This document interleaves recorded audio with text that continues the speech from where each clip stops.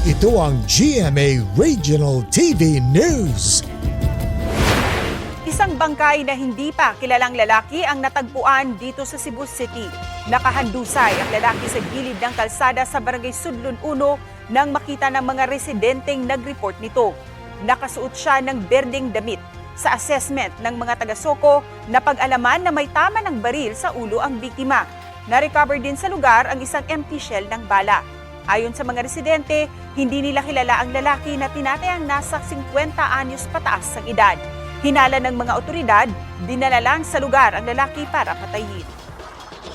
Nakapag-celebrate na ng 10th wedding anniversary ang showbiz couple na sina Chito and Neri Naig Miranda. Sa Instagram, ibinahagi ng parokya ni Edgar Frontman ang highlights ng kanilang renewal of vows.